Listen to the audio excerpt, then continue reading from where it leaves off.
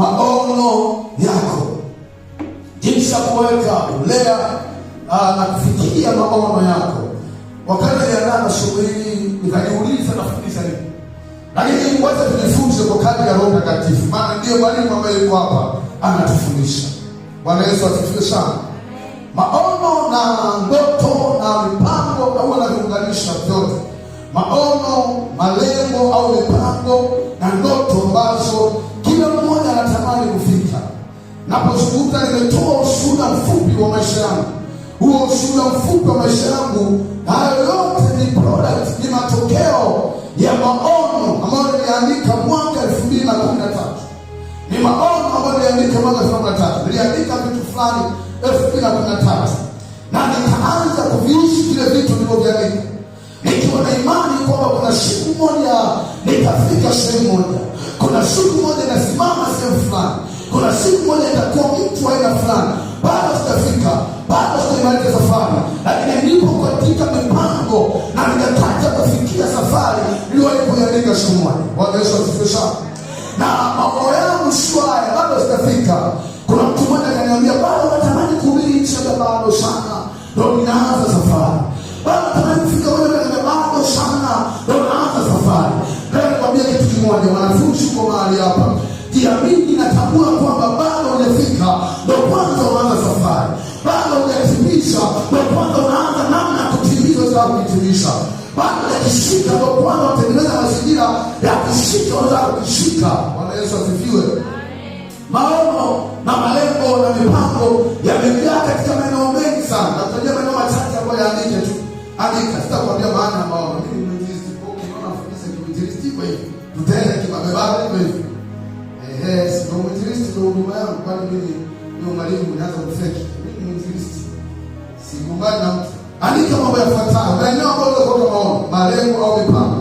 Maeneo unayoweza kuweka maono, malengo au mipango. Eneo la kwanza, andika hivi: kujenga roho ya uongozi ndani yako. Anza kuandika hivi: kujenga roho ya uongozi ndani yako. Maono au malengo ya kwanza wanataka kuanza kuandika leo. Andika kujenga roho ya uongozi ndani yako. To build the spirit of leadership in you. Anza kuandika hiyo: to build the spirit of leadership in you. Kujenga na kutengeneza roho ya uongozi ndani yako. Unapokuwa upo kwenye level uliopo sasa, kwenye maisha uliopo sasa, tengeneza hiyo spirit kwanza ya kufika kuja kuwa kiongozi au kuja kuwa mtu fulani. Lengo la pili au jambo la pili, eneo la pili, kwa maono, kwa malengo, kuwa mmoja wa wahudumu au watumishi wakubwa wa Mungu. Kuwa mmoja wa wahudumu au watumishi wakubwa wa Mungu. Biblia inasema hivi: mtu na atuhesabu hivi kuwa tu mashahidi na watumishi wa Mungu, kuwa mashahidi wa Injili na watumishi wa Mungu.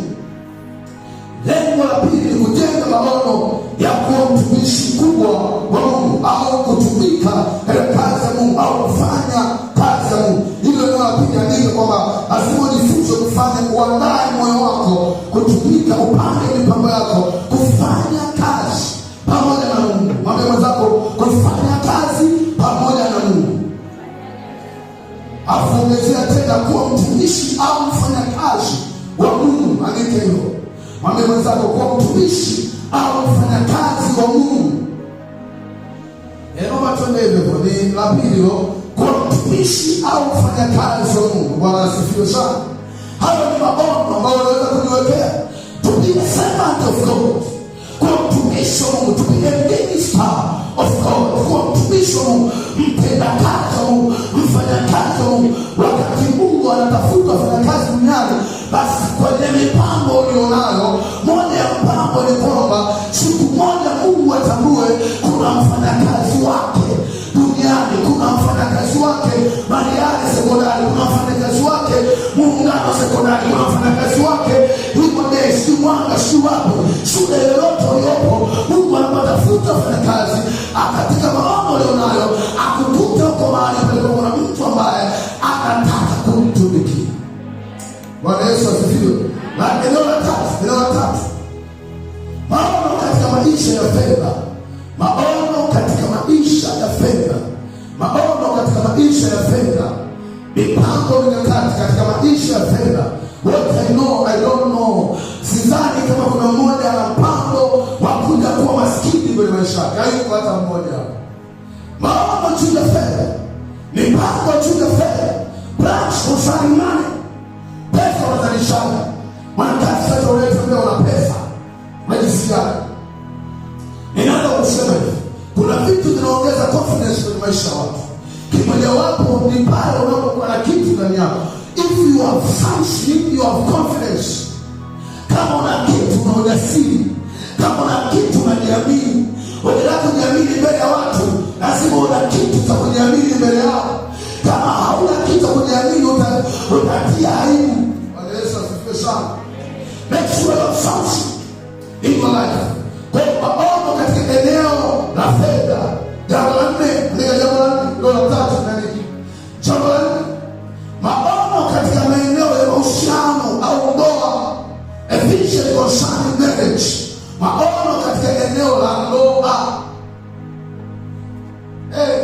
Maono katika eneo la ndoa. Napenda kila mmoja anaandika, naona watu wanaandika. Maono katika eneo la ndoa. Maono katika eneo la ndoa. Hilo ni eneo la nne ambalo nikufundisha leo. Na agusha kwa sehemu ndogo sana, sio sana. Kwa sehemu ndogo. Yaani ujue maeneo haya. Leo upo kwenye stage uliopo. Lazima moja ya maeneo unayowekea mkakati. Unawekea maono vizuri. Unapanga mipango vizuri. Ya kufika ukiwa salama. Ya kufika ukiwa na ujasiri. Ni eneo lako la ndoa. Your marriage inatengenezwa leo. Ndoa bora ya kesho. Ndoa bora ya kesho kutwa imepangiliwa. Bwana Yesu asifiwe wa vijana wa Mungu. Bwana Yesu asifiwe makamanda wa Yesu. Ndoa bora ya wanakaseta imepangiliwa. Imekuwa planned. A good things always have been planned. Vitu vizuri wakati wote vinapangiliwa, vinaandaliwa. What if you want a good thing in your life, learn to plan for it. Anza kukipanga vizuri hicho kitu, kipangilie vizuri. Unapoona ndoa nzuri zenye baraka, ndoa nzuri za watu wakubwa, zilipangiliwaga, zilitengenezwa vitu, zilipewa nizamu yake. Kwa leo leo utajifunza na kuambia ufanye nini. Lazima uanze kupangilia when, why, for what. Lini, kwa nini, kwa sababu gani. Lini, kwa nini, kwa sababu gani. Lini uolewe, kwa nini uolewe, kwa sababu gani. Kuna vitu gani kufanya uolewe. Kwa nini kuwa mtawa, kwa nini kuwa padri Matei, padri Yuda takatifu Paulo, takatifu Yuda. Shida iko hapa. Kwa sister Maria, shida iko hapa. Kwa nini sio sister nitembee hivi peke yangu? Kwa nini sio sister? Lazima upangilie maono haya. Haleluya. Bwana Yesu asifiwe. Bwana Yesu asifiwe. Jambo la tano, eneo la tano na nitaja la tano, alafu tunaendelea. Ili tumeshinda kupata Kiswahili chake. Vision to build your career. Sijui Kiswahili chake. Inaangaika kwa maono kupangilia hiyo career ni mzuri. Vision to build your legacy, vitu fulani. Okay. Nataka utengeneze maono yanaitwa hivi. Maono ya kutengeneza mfumo bora wa maisha yako. Sijui kazi mtu wa Mungu. Career tunataka ni shida. Sasa kujua Kiingereza inatupa shida.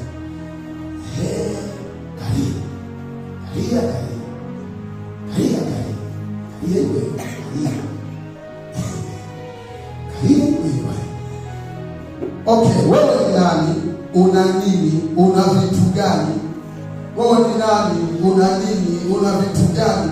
Mrundiko wa vitu vinavyokuhusu, mrundiko wa mambo uliyojitengenezea, mrundiko wa jinsi ulivyo, mrundiko wa jinsi ulivyo, mapochopocho ulionayo.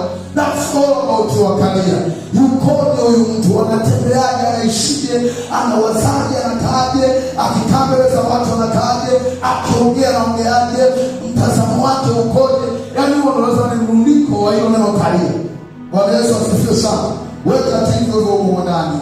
Hapo kwenye hilo neno kalia, unaweza kuanza kuangalia nitengenezaje status yangu, utambulisho wangu uwaje, nitengenezaje, nionekanaje mbele za watu, niwaje mbele za watu, nitambulikaje mbele za watu. Yote hiyo ni kalia.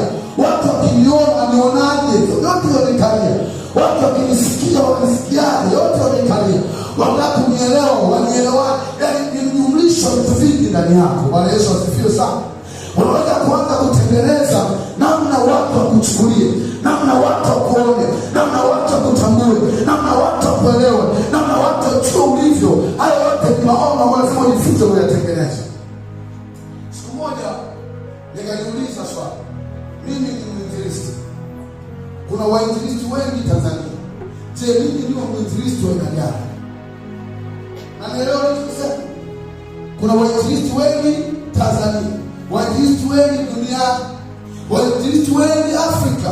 Je, mimi ndio aina gani ya mwinjilisti? Tulipokuwa nasoma form 1 mpaka form 4, kuna jamaa mmoja alikuwa anaitwa Emmanuel Bahati. Alichukua zawadi za masomo 6. Zawadi za masomo 6, alichukua historia, akachukua biology, akachukua kemia, akachukua sina masomo gani mengine. Masomo 6 alichukua yote. Na ile tena wakachukua na lenyewe. Sasa nikajiuliza, vumilia huwa yupo? Vumilia huwa yupo? Bwana wewe wanaitwa wenzako wewe ukufu. Wanataja wewe utaja. Wanasogea wewe wewe usogee. Huwa yupo? Nikagundua mimi ni 0 plus 0 minus 0 plus 0 plus 0 divided by 0. Bali basi 0. Sasa wenzako wanachukua wewe umerelax. Nikajifunza kitu. Huyu jamaa form 1 na form 2 alikuwa mmoja wa vilaka darasa.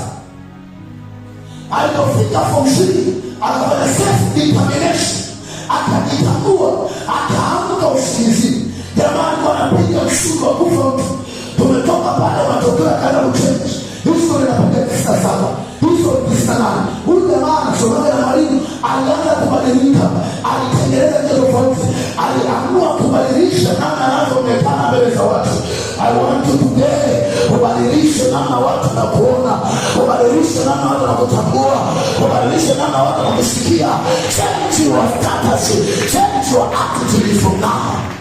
Haleluya. Alibadilika akawa tofauti sana. Sasa hayo yote ni namna, ni malengo, ni maono. Bwana asifiwe sana. Naomba nikupe andiko moja, alafu sitakuwa maandiko mengi, na kuna hata Mungu anakufundisha. Kitabu cha Timotheo. Kitabu cha Timotheo ndio machache.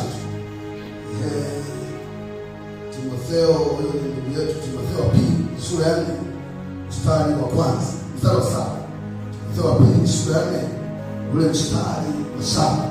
Ile andiko nalipenda sana. Nipenda sana. Timotheo wa pili sura ya 4. Somo langu lote litaishia Timotheo wa pili sura ya 4, ule mstari wa 7. Asante. Timotheo wa pili sura ya 4, ule mstari wa 7. Tumefika, ninaujasisha kusoma, sivyo? Kwenye Biblia tumefika.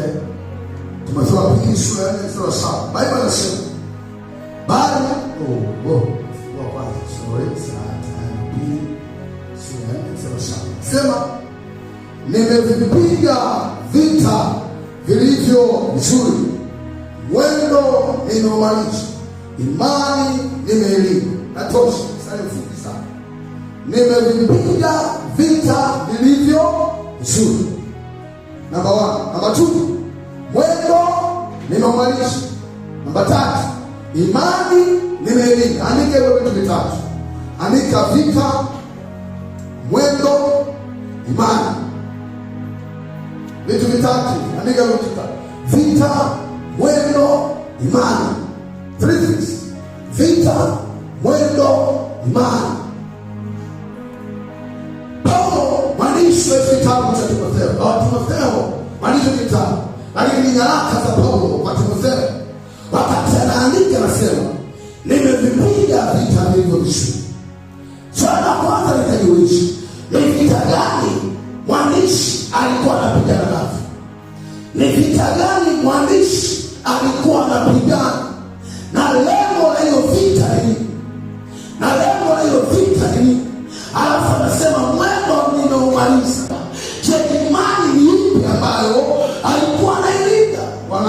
sana.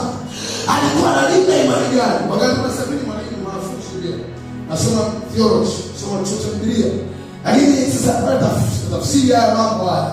Nifunza theolojia, nikawa naenda ndani sana nifunza sasa. Naanza kujua huyu mtu aliyetuandikia hapa na kanisa hili.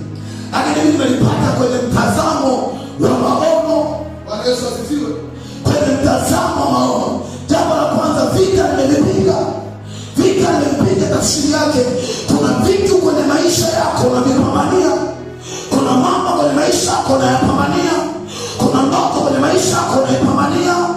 Kuna kitu unakipambania. Kama hauna kitu ambacho kinakufanya upambane, hauna kitu ambacho kinakufanya uamke asubuhi, hauna kitu ambacho kinakufanya utupe shuka pembeni, bado hujaanza kuishi. Nataka nikufundishe kuanzia leo, hakikisha una kitu ambacho kinakukuna kichwa, kuna kitu ambacho kinakupa mvi haraka, kuna kitu ambacho kinakuumiza. Kama una kitu mwana gazeti, kama una kitu ile fika hapa leo, kama una kitu ambacho kinakusumbua, huwezi kupambana hata kidogo. Huwezi kupambana. Unafanya unachofanya kwa sababu kuna kitu kinakudrive. Kuna leo sukuma fanya hichi. Leo tufunze kidogo. Sasa sisi tuko hapa. Leo ni wanafunzi. Ndoto yako kubwa ni ipi? What is your big? Ndoto yako kubwa ni ipi? Nimekutajia maeneo matano nataka uandike, uangalie vizuri. Ndoto yako kubwa ni ipi? What is your big dream? Ndoto yako kubwa ni ipi? What is your big dream? 2013 niliandika ndoto.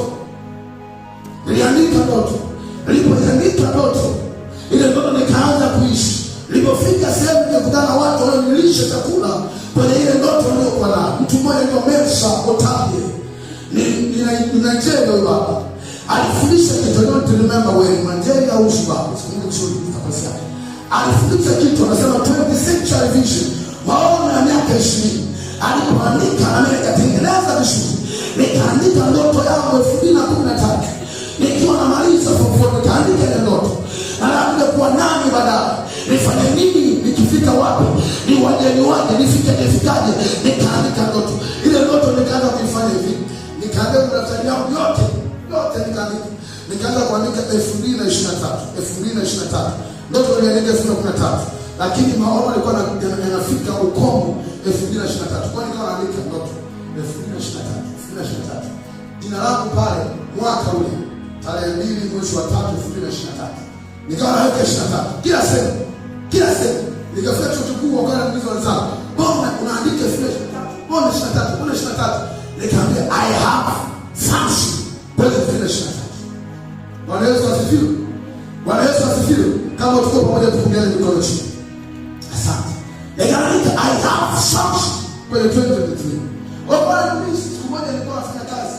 Mkuu wa shule moja alikuwa anafundisha, akaniuliza swali. Kwa hiyo grupu la wafanyakazi wote, vumilia unao lini? Nikamwambia 2023. Kila mmoja akashangaa. Hapo ni 2021. Nikasema 25. Wengine kuuliza swali hilo wanaga majibu. Sasa hivi nikimuuliza rafiki yangu Moses pale, unao lini? Ana majibu. Nikimuuliza katibu pale, unao lini? Ana majibu.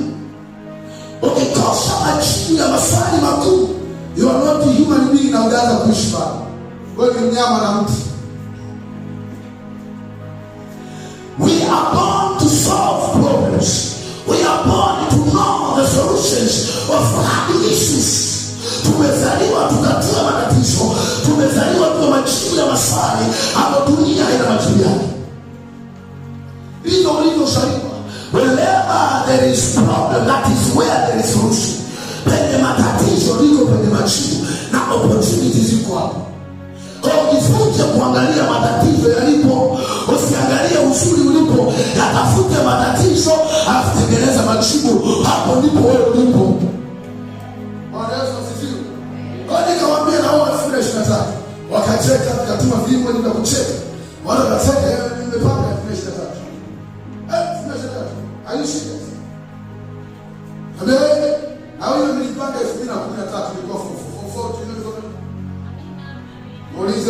mwenzako unaolewa lini au unaoa lini? I wrote a vision. Habakuki anasema write a vision and it can choose and make it plain. Ifanye ionekane kwa kila hizo. And it can choose, it can choose. Haikuwa rahisi my friend. Kuna vile nakufundisha leo. Once you write your plans and your dreams, it keeps you disciplined. Unapoandika choose au mipango inakupa nidhamu. Kwa hiyo kaandika choose. Naanzaje sasa? Naendaje sasa? Nakurudisha nyuma tena. Jambo la kwanza nilosema pale ni habari za uongozi. Nilianzia kwenye chozi nilizoandika licha kwa 23. Nikaanzia kwenye leadership uongozi. Na kuaje kiongozi. Naomba nipate viongozi hapa. If you want to be a leader, lift up your hand. Una ndoto za kuwa kiongozi ndio mkono wako juu. Hata kiongozi wa mtatu, ni watu mkono juu. Asante. Wenye mipango, ni watu na mshu. Uongozi wa nyasa mbalimbali Tanzania. Nyasa mbalimbali Tanzania. Waziri wa misitu, sio waziri wa magangani, sio mkurugenzi wa kampuni fulani, mkurugenzi, kiongozi meneja asime. Inua mikono ushindi basi. Inua mikono kama hivi. I don't want but I want. I want but I don't want. This is I want but I don't want. Ndio kananiaga hapa. But if I want, asante nipige makofi mazuri. Piga makofi kabisa. We have leaders here today. Tuna viongozi hapa. Tunakufundisha namna ya kufikia kani ya uongozi. Namna kufikia leo tunasema Timotheo anaandika kwamba vita vile visuri vimekuja. Anatuonesha kwamba alikuwa na kitu anakipambania. Anatuonesha alikuwa kwenye vita.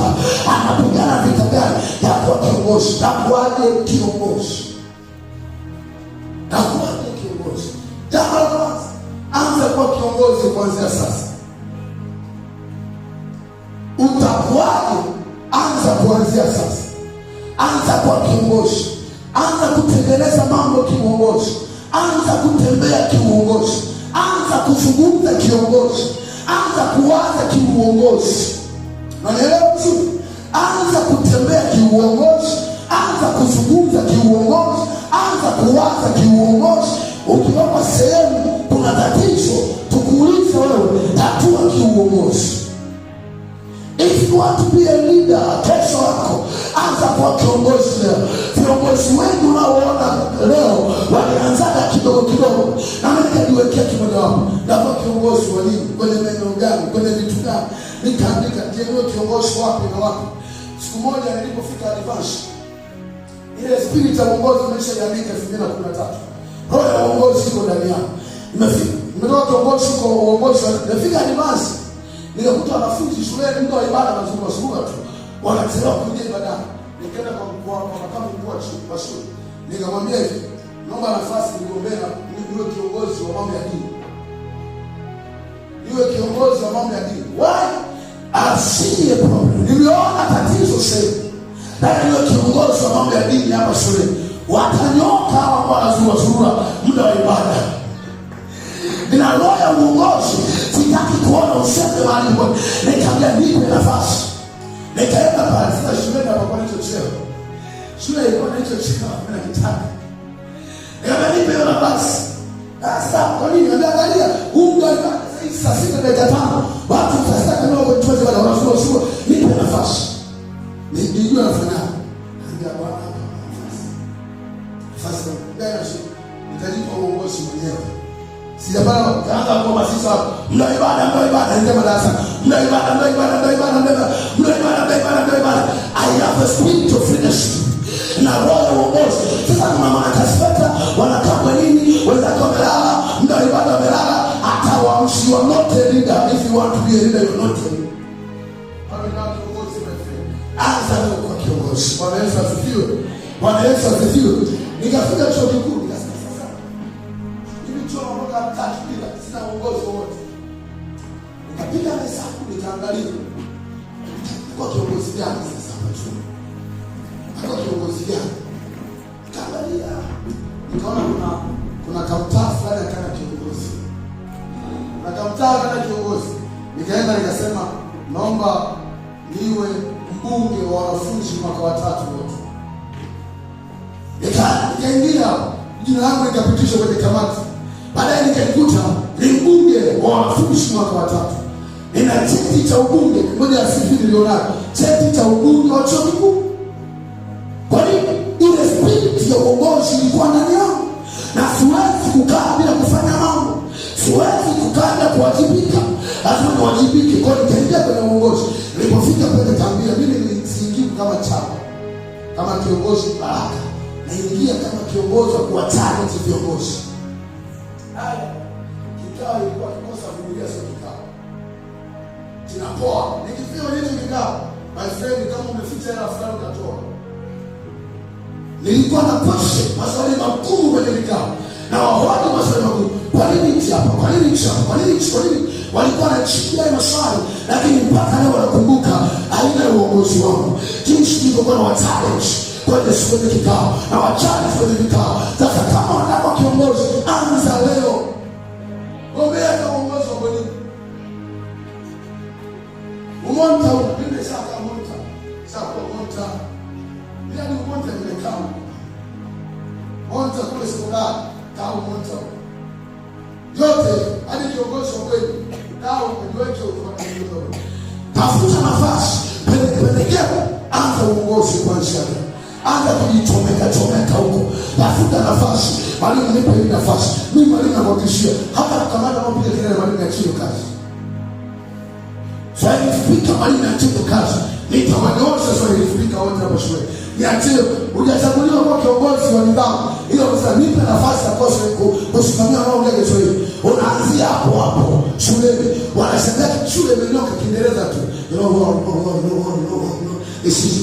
Shule nzima Kiingereza kimetokea. Kuna mtu fulani aliona nafasi, akaingia kwenye hiyo nafasi, akasimama kwa ubora, akafanya vizuri.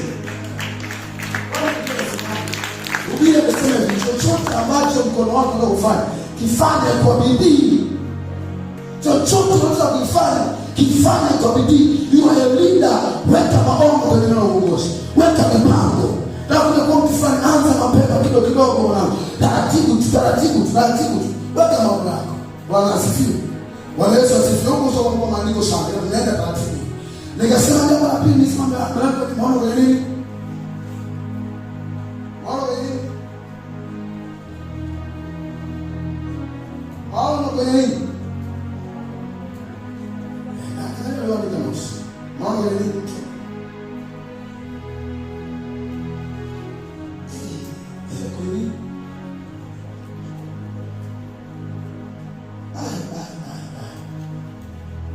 Jamani, nimeandika maono ya kuja kuwa au kutumika pamoja na Mungu.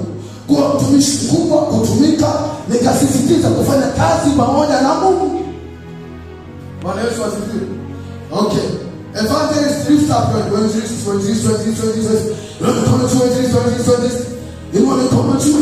Asante. 1, 2, 3, 4, wanne tu hapa ndani. Mungu awabariki sana. Wachungaji na mikono juu, wachungaji.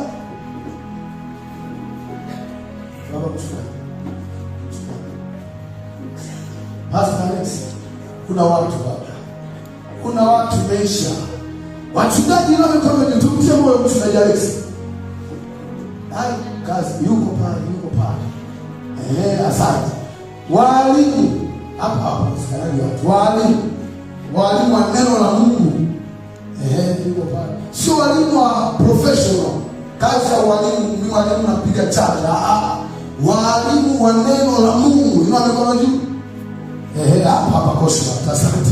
Wapo walimu hapa. Tuna role model wetu mwalimu baba hapa. Wako walimu. Haya, prophets. Manabii wa Bwana. Ina mikono juu manabii. I prophesy papa. I see someone. Alinikomea jana usiku. Ndio papa. Prophesy.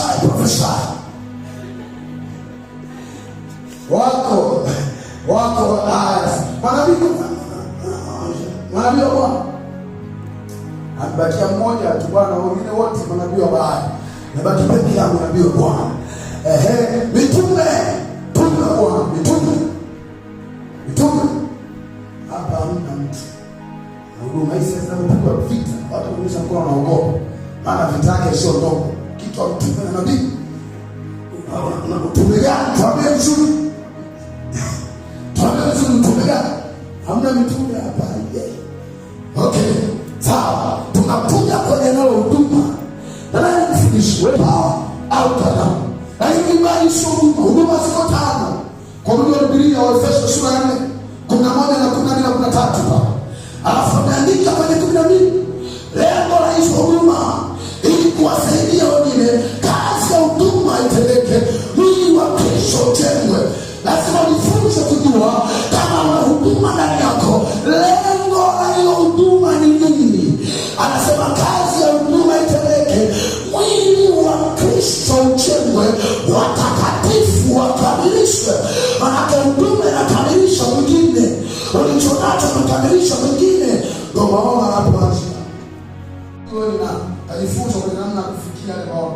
Mojawapo ni kujiattach na aliye na maana yako, Mungu mwenyewe, kujishikisha na Mungu. Sawa? Lakini kwenye huduma lazima ujue utatumikaje kwenye maisha. Utafanya kazi gani kwenye shamba la Mungu? Utamtumikiaje Mungu? Watoto wa Mungu wana kazi yote na watoto waliofika hapa leo. Kuanzia sasa anza kutafuta sehemu yako shambani mwa Mungu. Kuanzia sasa anza kutafuta sehemu yako kwenye kazi ya Mungu. Utatumikaje? Utafanya nini? Utakuaje kwenye kazi? Kuanzia sasa anza kutafuta nafasi yako. Wewe ni mtumishi wa Mungu sehemu fulani, wewe ni mwimbaji sehemu fulani, wewe ni akunaga mtu anasema wewe ni nani? Mimi ni mtumishi wa Mungu. Sawa, position. Tell us your position. Ni kweli mtumishi wa Mungu, but what is your position? We are servants but we have positions. Ni watumishi, ile tuna maeneo yetu tumewekwa na Mungu. Na tukiwa watu watumishi, wachungaji, nani anayehubiri Injili? Tukiwa watu wainjilisti, nani anayefanya mambo yajayo? Kufundisha mambo yaliyopo, yanayoendelea, yanayotokea. Nani anatuambia hayo? Lazima uanze kutafuta sehemu yako. Bwana Yesu asifiwe. Mtumishi wa Mungu ndiye shika maiki. Kichagulia watu watano. Kichagulia watu watano mpelekee maiki kwa geni nani? Watu watano. Tunaenda London. Shambani mwa Mungu, tumeanza shambani mwa Mungu, kazini kwenye shamba la Mungu. Unaelewa tu Mungu? Shambani mwa Mungu, wewe ni nani? Kwenye kazi ya Mungu, wewe ni nani mwanangu? Wewe ni msulani kama shetani? Shetani ndio tabia yake. Kitabu cha Ayubu anasema nimetoka kule na huku. Nimesikia kuna praise Mabogini nimeenda, kuna praise Rombo nimeenda, kuna praise Mwanga nimeenda, na huku nimekuja. Ndio kama position. Shetani ndio kazi yake, ajipa kukaa alipo kwenda. Yeye ni mzulaji duniani.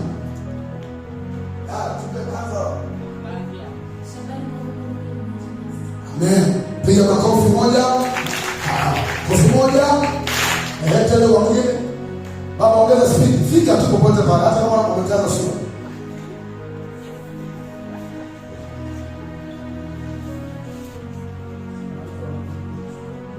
Pastor, asante. Biblia tata kofi moja. Asante kofi moja. Asante. Piga kofi moja. Asante kofi moja. Amen. Piga kofi moja. Endeni kama inavyostahili wito wenu. Endeni kama inavyostahili wito wenu. Maana mwenendo wako ni matokeo ya ulicho nacho ndani. Kama una kitu ndani yako, utaenenda kulingana na hicho kitu ulicho nacho. Kama una kitu unazurura ujue ndege.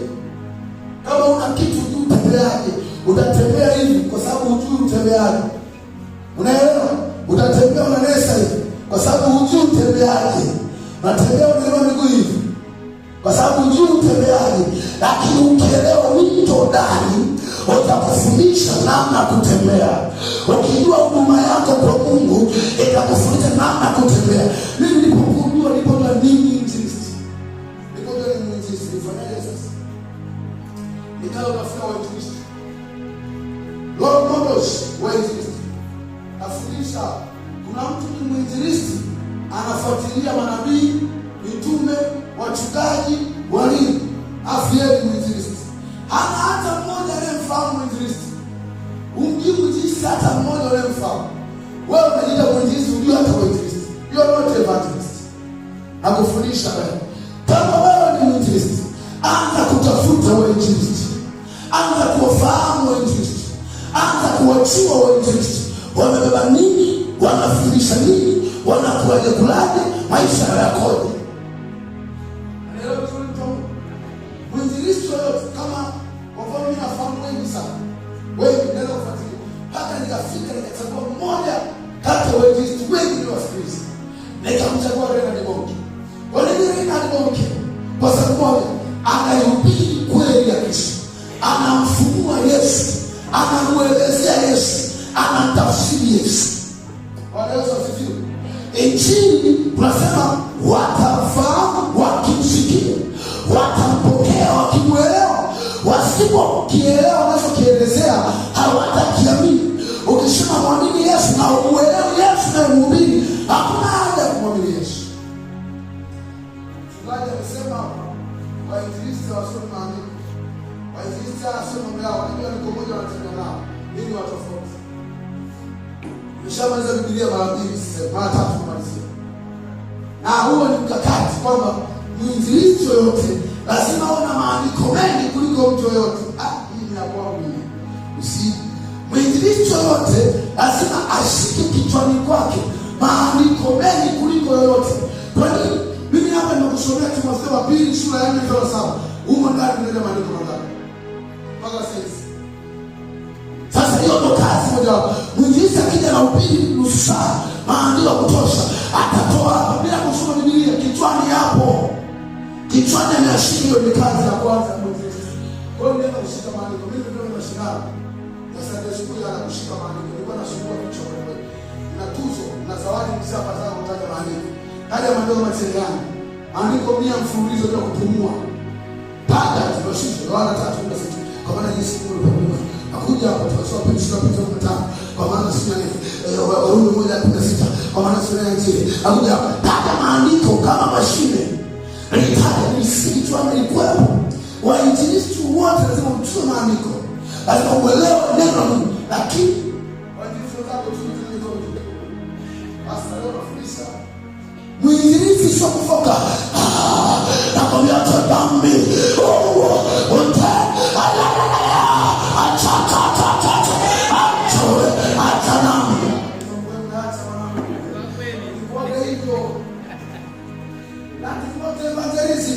Evangelism is to preach about Jesus.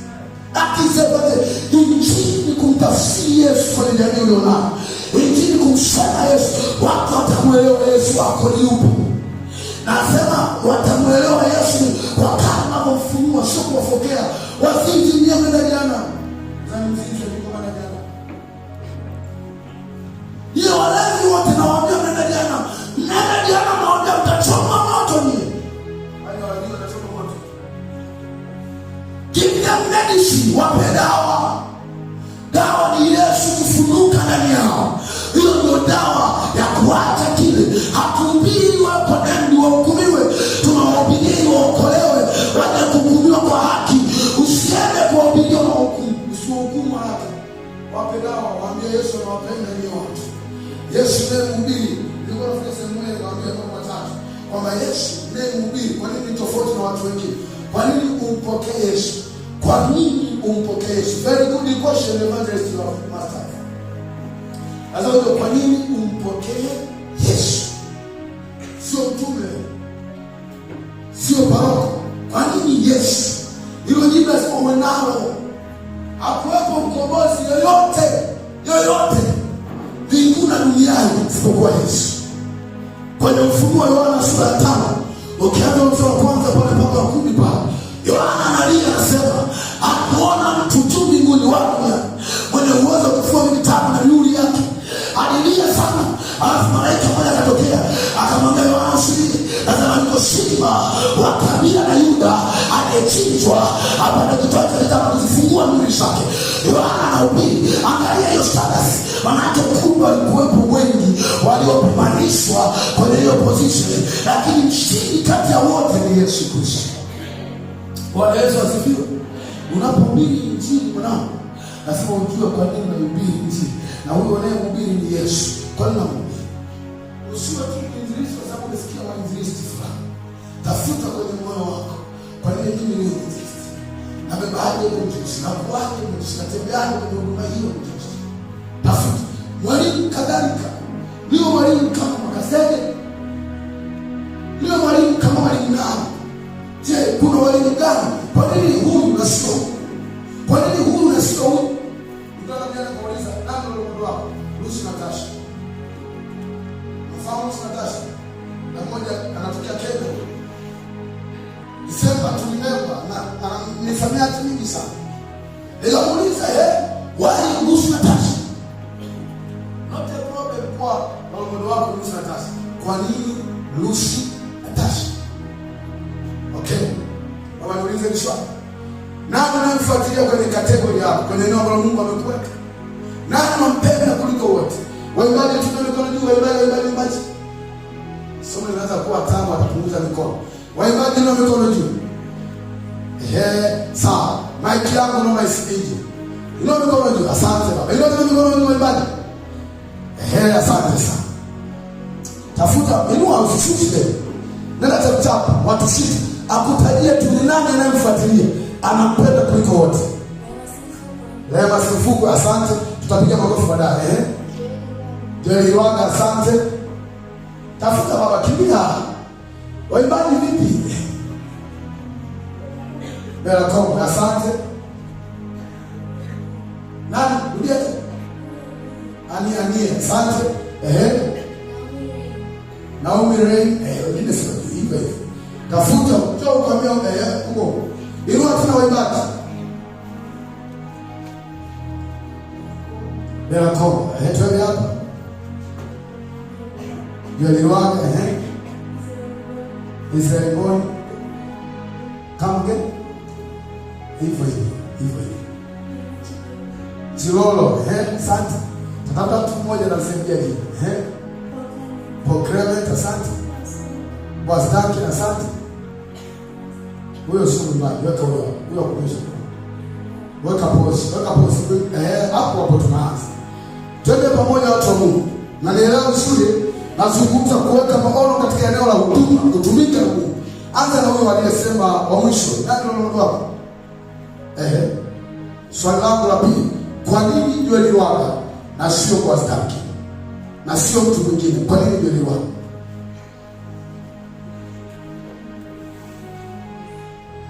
Unapenda namna navyo. Asante. Njoo hapa nigonja kumwona. Kwa nini umesema nani?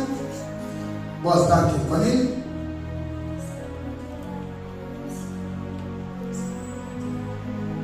Na msisifu katika roho kweli. Twende hapo, unasema nani? Pokrament. Mtu unayemfuatilia, angalia amebeba nini ndani yake.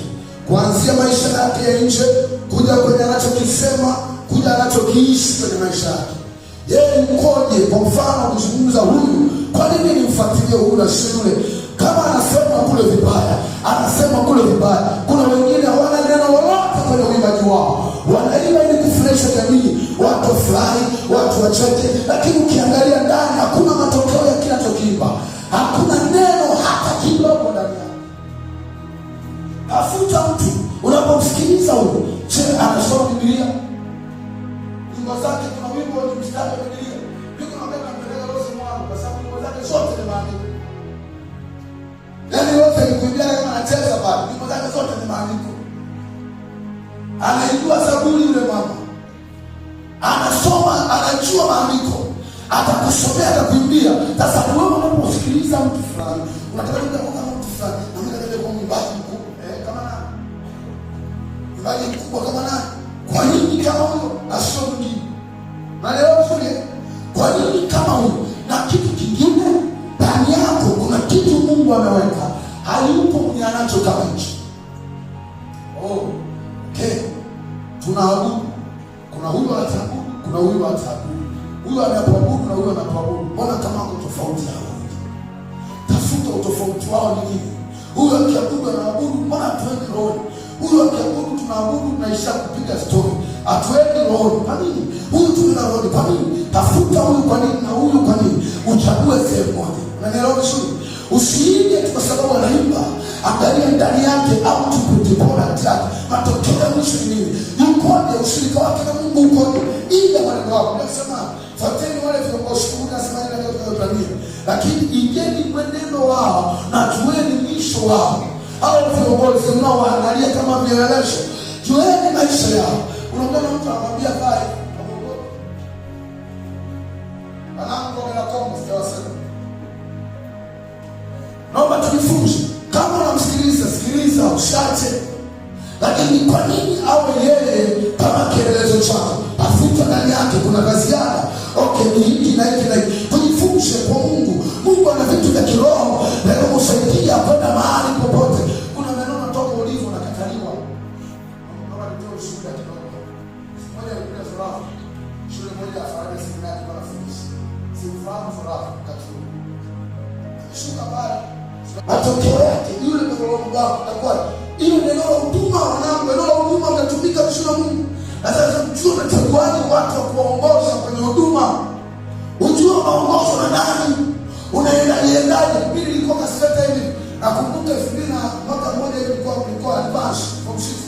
Nimeenda kwa mchungaji samani, kesho ninaenda kuhudumu ila afra. Akaniambia mna kwenda kanuna watu kanuna ndio na kwenda baba, unanipata taarifa leo, kesho asubuhi kama na mpango kutumia leo, unaniambiaje mapema leo unanipa taarifa? Niambia baba, Mungu nisaidie tu niende. Wewe utakuwa niaje mapema na kupa adhabu, hamna kwenda, utamchukia au utawa kanisa. Wanangu, chagueni watu sahihi wa kuwalea kwenye huduma mlizonazo. Lakini hizo huduma anza leo pia. Bwana Yesu asifiwe. Anza leo, anza kutumika taratibu. Kuanzia leo, wewe si mwinjilisti. Chukua tu mic, ndipo Kristo jioni baada ya ibada ndipo uwanjani. Ndipo kwenye mikuti kwenye mitaa. Piga mitaani huko, kemea dhambi, piga habari za Yesu. Kwa maisha yako, kila baada ya Jumapili jioni.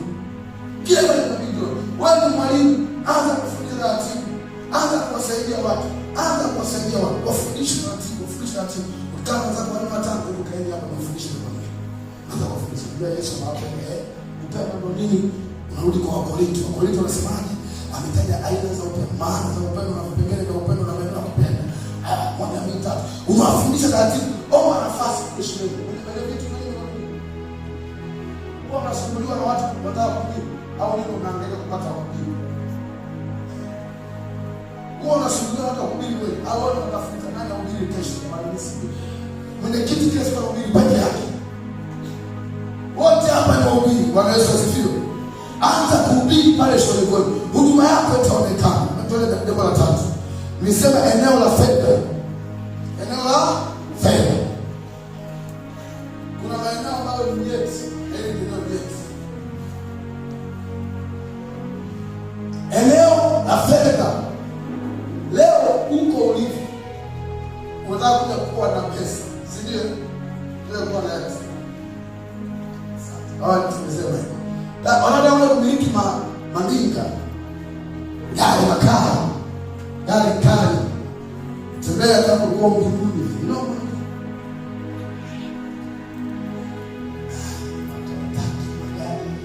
Wanadamu kuwa maskini, choka baya, tapuku, hohe hahe. Mkono juu. Okay? Maskini hawako hapo. Kwenye mindset tunaanza huko, hakuna maskini, si ndio?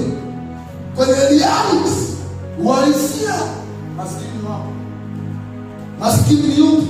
Ambaye amekaa, anajifunika blanketi vizuri, anasema huko nje kuna shida, siwezi kutoka shida. Ana maono kwenye maisha yake, hana mipango kwenye maisha yake, hana malengo kwenye maisha yake. Darasani hajafanya. Challenge.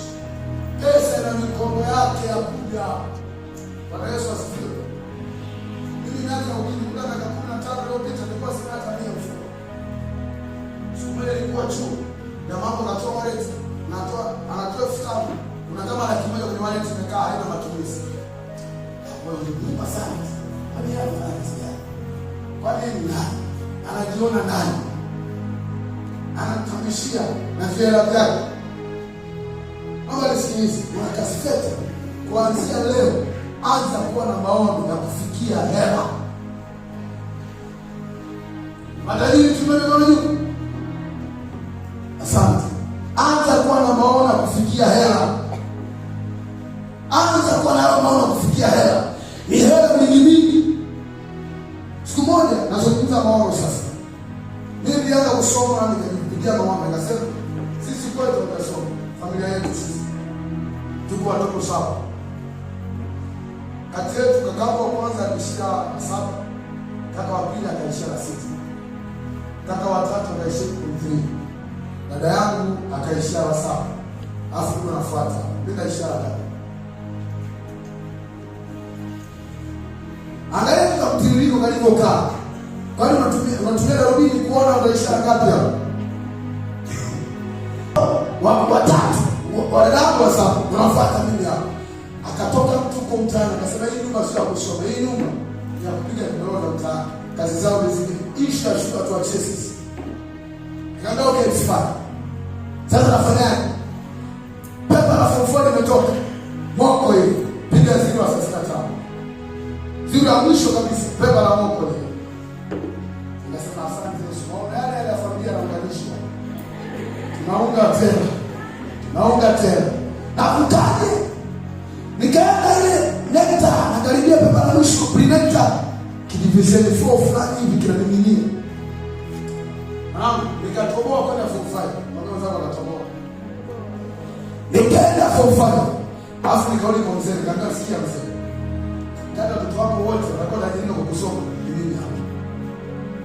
Elimu kupitia elimu mmoja wako ni elimu. Nilimwambia kwa mzee wangu, watoto wako wana elimu kupitia elimu ni mmoja wao. Bwana Yesu asifiwe. Sasa akasema taona. Yaani mimi ndio kupitia elimu. Hao watu wamezikuwa shuleni peke yao. Wanajua kupitia elimu. Pende gazi. Goma form 5 asumbua hiyo nikatoboa kwa shida. Nimeingia form 6 pale. Form 5 pepa la kwanza nafanya, nikawa pili kutoka mwisho.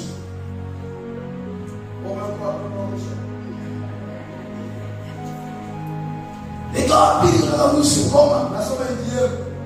Economics, geography, mathematics, kiwa. Wapili kutoka mwisho. Afu kwa kanisaidia, ni wapili, wamekubali. Tunaendelea safari. Wapili kutoka mwisho, tunaendelea safari. Pepa la form 6, form 5 na form 6. Wakachunga watu 8 pale shuleni. Yule aliyebakia wa 9 ndio mimi. Kwa wale 8 wote wakaondolewa. Kabaki mwamba pale wa 9 peke yake. Kwa katika darasa ndio bakia darasa. Ikabaki mimi. Wale wengine wamechunga wote wanaondoka darasa wenzao. Aliyebakia darasa wa mwisho na darasa bakia ndio mimi pale. Wa 9 kutoka mwisho. Yaani Mungu ananing'iniza tu kwenye enka pale. Na ning'inia tu. Watamu. Tena kuambia kitu kimoja. Kumbuka nilisemaje? Nitakayefanikiwa kupitia elimu ni nini? Matamko yanauma kwenye maisha yetu. Matamko niwekee tamko kuanzia leo utafikia ndoto yako. Niwekee tamko kuanzia leo utafanikiwa. Niwekee tamko. Usisome una matamko. Usiishi na matamko. Niwekee kabisa mimi salama mpaka niolewe. Salama mkaka mpaka niolewe. Salama mdada mpaka nioe. Unaelewa? Jiwekea matamko. Yale matamko ya kufuatilia. Nikasema nafanikiwa, nikatoka pale kwenda form 6, kwenda form 6. Nikafaulu watu 21 darasa moja. Na mimi na grades za kwenda chuo kikuu. Peke yangu niko hapo, tuko kama 6. Hao tutatoboa chuo kikuu mwana. Tumeenda chuo kwa taabu hivi, lakini tumetoboa. Mungu ananisaidia nikavuka pale. Kumbuka nilishaje kupiga 0, nilikuwa na 0 ya mwisho. Nikapiga pale ni mshingapo, ni 4 ya 5. Form 6 nikapiga ni 3. Na Mungu kanitosha asante. Kanitosha. Nikaweka mikakati. Nikaenda degree ya kwanza kapiga second upper class. GPA nzuri ya level kama ni 2. la chuo kikuu. Sema asante. Si nimetoka simu, kapiga 4, kapiga 6, kapiga 3. Sasa hivi nikapiga ngapi? Endelea. Nikaingia masters, nikapiga first class.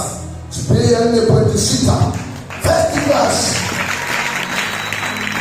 Kwa hiyo maono na malengo, niliweka malengo kwamba sitaishia njiani. Unataka sitaishia njiani. Mwambie tena sitaishia njiani. Form 4 sio mwisho wangu. Mwambie tena form 4 sio mwisho wangu. Form 6 sio mwisho wangu. Degree moja sio mwisho wangu. Hata ya pili sio mwisho wangu. Mpaka nifikie ndoto kubwa katika jina la Yesu.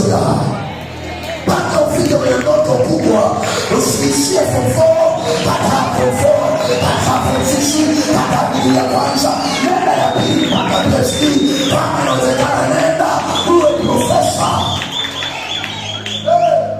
Ni mwanangu amezaliwa na profesa mpaka leo.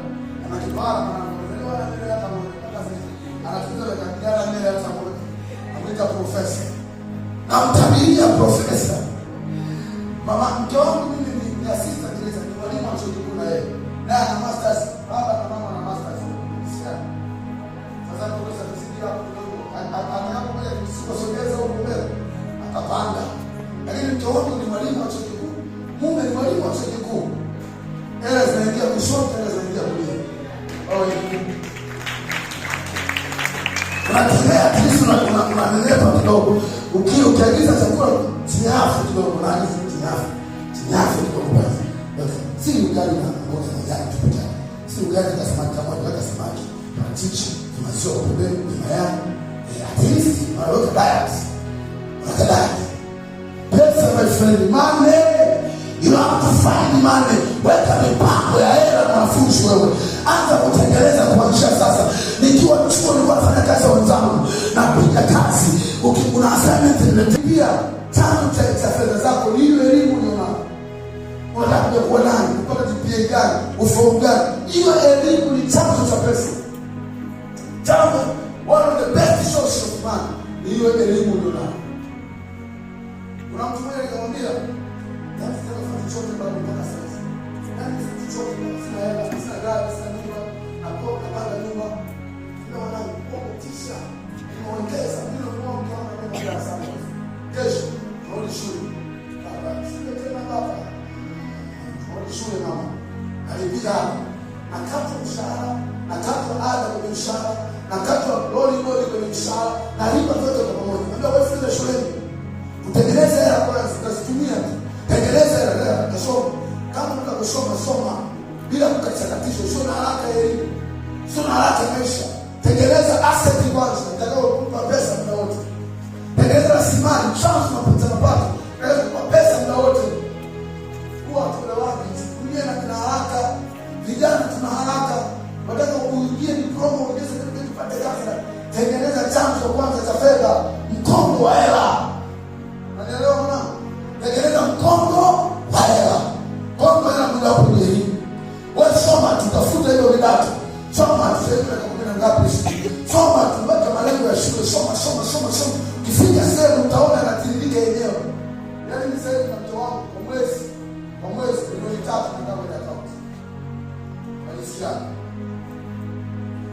Yaani hiyo kwa hakika kwa mwezi amshahara. Tukitoa fungu la 10 huko tukitoa vitu vingine mshahara wa milioni 2 na laki 3 tunasave. Weka mama tunakuwa mwezi mshahara tuweke pamoja ingie kwenye account. Wao wanajikopa kwenye kibubu huko. Tutunze. Tuwekeze sehemu. Zinaingia. Tengeneza mkongo wa fedha kwanza. Kabla hujaanza kutafuta kutamani fedha, tengeneza mkongo. Mkongo ni elimu. Soma. Ukisoma unaenda Jumatatu ndipo ukate shule. Umetaa wiki moja tu unaingiza laki 9. Tumeshukuru kidogo. Soma mwanangu. Kuna mgao hapo soma. Hakuna kwa jasho. Soma, tengeneza hela, weka malengo kufikia. Anza kidogo. Unaanza kwenye malengo kidogo, test hiyo unapataje? Test moja unapataje? Kwenye test na kisha exam usipo. Kama sio A, B uwepo. Kama sio B, niangalie napata nini ili nije nifaulu vizuri. Anza kwenye test ndogo pale. Mwalimu anatoa test piga kwa nguvu zote. nikitoka hapo sio kwenye mitihani yangu ni wapi, nikishuka sana nipataje, nikishuka nipataje. Weka malengo pale, weka malengo, utafikia vizuri sana. Bwana Yesu asifiwe. Utafikia hatima yako, weka malengo. Naomba nimalizie, muda wangu umeshaisha. Jambo la kusaidia kutimiza malengo moja tu, jishikize kwenye msingi imara wa Mungu. Sina vitu vingine vya kukupa, sina story. Kwetu sisi hawana historia ya kusoma. Umeelewa? Wote wamefeli, wote wameshafufufu kabla sana historia ya shule. Lakini ipo jifunza kitu kimoja, kujiwekeza kwenye mikono ya Mungu. Kujiwekeza, anasema mwendo nimeumalisha. Aliumalizaje mwendo? Alifikiaje hatima yake? Alishikamana na Mungu hata kifo. Alitembea na Mungu hata kifo. Paulo alikuwa tayari kuuawa, alikuwa tayari kufungwa gerezani, alikuwa tayari kuitwa mshamba, alikuwa tayari kutukanwa, lakini yeye na Mungu, yeye na maono, yeye na biashara, alifanya kazi jioni, alitengeneza mahema, asubuhi anahubiri Injili, alishikamana na Mungu. Makamanda wa Yesu, kubali kutembea na Mungu ili ufikie ndoto yako. Kubali kukaa na Mungu. Hakuna shortcut ya mtoto wa Mungu, lazima akae na Mungu wake, maana yeye ndiye chanzo na njia ya mafanikio yake yote. Tutafundisha mbinu za fedha. Kama Mungu hayupo hakuna mbinu ya mafanikio. Tutafundisha mbinu za kufaulu. Kama Mungu hayupo hakuna kufaulu. Kana Mungu, tembea na Mungu, ishi na Mungu, fanya chochote ufanacho na Mungu. Mtu mmoja alisema haraka nifunge hapa, ndio umeisha sana. Yohana 15, Yohana sura 15 ule mstari wa 4, Yohana 15 ule mstari wa 4. Kana Mungu, tembea na Mungu mwanangu, ishi na Mungu, utaifikia ndoto. Mimi nimekupa ushuhuda wangu, maisha yangu yote ni Mungu. Mstari anasema hivi, Yohana 15 anasema hivi, kaeni ndani yangu nami ndani yenu, kama vile tawi lisivyoweza kuzaa peke yake. Hauwezi kuzaa peke yako bila kukaa ndani ya Mungu, ndani ya mzabibu. Tawi hauwezi kuzaa. Sisi ni branches, ni matawi kwenye mkondo wa Mungu. Tunategemea Mungu, pumzi yetu ni Mungu. Mimi hata kesho ukiniuliza umefanikiwa ya Mungu tu. Unaelewa? Ukiniuliza umetoboaje, mwanangu, mimi ni Mungu. Sina mbinu za kutoboa. Ila ukija huku specific kidogo nakupa Mungu. Ila mbinu pekee ni Mungu. Mimi mpaka chuo malekcha walikuwa wanaita mchungaji, wanaita mtumishi, na wao morning glory peke yangu naongoza ile ukumbi ibada, wanikuta na sali pa mtumishi. Nikaanza kupata washirika malekcha wa washirika. Washirika na wafundisha pale malekcha wa washirika. Niko nao na wafundisha huduma pale, na wafundisha kwa Mungu. Malekcha walikuwa wanasikiliza mtoto amebaki kwa mama, wanasikiliza. Kwa nini? Nilichukua msingi wa mafanikio yangu ni elimu. Siku moja nilikuwa darasani nasoma kitabu kinaitwa God's Answers, majibu ya Mungu. Niko darasani, mwalimu anafundisha communication skills. Mimi nasoma kile kitabu.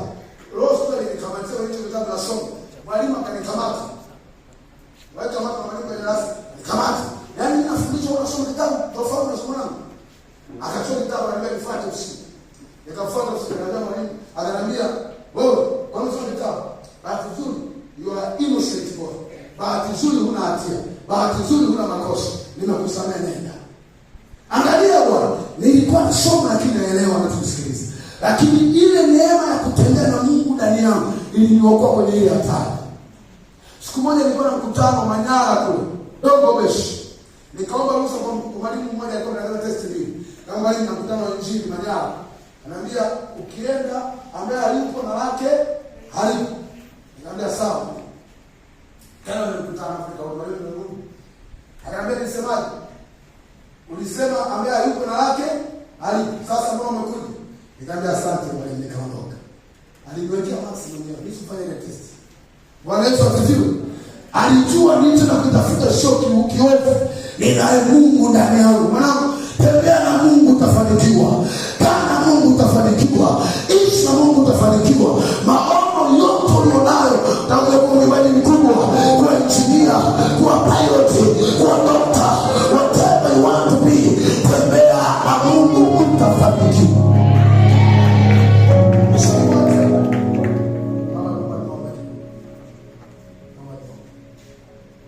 Naomba tusimame.